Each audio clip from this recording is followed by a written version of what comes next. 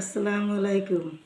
একদিন তুফান বহিনার বেলায় সাদাতের মা ভেসে যায়, সেই সময় মা জননীর প্রসব বেদনা হয়।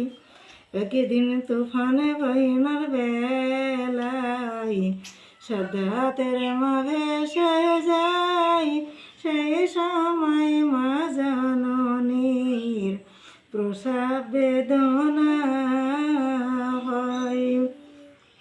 তক্তা একটি ভেসে যায়, সেই তক্তা ধরে হাই রে হাই, সাদাতের মা জননী সাদাতের জনম দেয়। সাদাত খোদার জ্বালায় পাশাটে খায়,